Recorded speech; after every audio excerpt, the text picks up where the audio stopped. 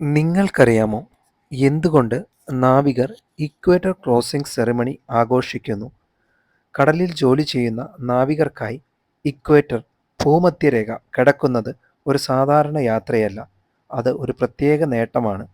ഭൂമിയെ വടക്കൻ അർദ്ധഗോളം, തെക്കൻ അർദ്ധഗോളം എന്ന് രണ്ടായി വിഭജിക്കുന്ന കൽപ്പിത രേഖയാണ് ഇക്വേറ്റർ. ഒരു കപ്പൽ ഈ രേഖ കടക്കുമ്പോൾ നാവികർ ഒരേ സമയം രണ്ട് അർദ്ധഗോളങ്ങൾ തമ്മിൽ യാത്ര ചെയ്യുന്നവരായി മാറുന്നു. പഴയകാലത്ത് GPS, സാറ്റലൈറ്റ്, ആധുനിക നാവിഗേഷൻ സിസ്റ്റങ്ങൾ ഇവയൊന്നുമില്ലായിരുന്നു. ഈ സമയത്ത് ഇക്വേറ്റർ കടക്കുക എന്നത് ഒരു നാവികൻ്റെ വലിയ അനുഭവമായി കണക്കാക്കിയിരുന്നു.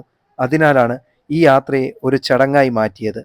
ഇക്വേറ്റർ ആദ്യമായി കടക്കുന്ന നാവികരെ പോളിവോക്ക് എന്നാണ് വിളിച്ചിരുന്നത്. മുമ്പേ ഇക്വേറ്റർ കടന്ന അനുഭവമുള്ളവരെ ഷെൽബാക്ക് എന്നാണ് വിളിക്കുന്നത്. ഈ ചടങ്ങിൽ പുതിയ നാവികരെ ചെറിയ രസകരമായ പരീക്ഷണങ്ങൾ വഴി ഷെൽബാക്ക് ആക്കുന്നു.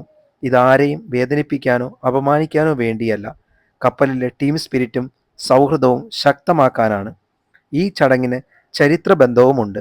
കടൽ ദേവനായ കിങ് നെപ്റ്റ്യൂണിനെ പ്രതീകാത്മകമായി ഓർക്കുന്ന ആചാരങ്ങളാണ് ചില കപ്പലുകളിൽ നടക്കുന്നത്. ഇതൊരു വിശ്വാസ ചടങ്ങല്ല, മറിച്ച് ഒരു പാരമ്പര്യ ഓർമ്മപ്പെടുത്തൽ മാത്രമാണ്.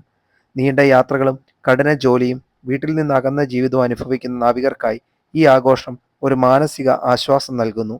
ഇന്നും ലോകമെമ്പാടുമുള്ള ചരക്ക് കപ്പലുകളിലും നാവിക കപ്പലുകളിലും ഇക്വേറ്റർ ക്രോസിംഗ് സെറിമണി നാവികരുടെ ഐക്യത്തിൻ്റെയും കടൽ പാരമ്പര്യത്തിൻ്റെയും അടയാളമായി തുടരുന്നു.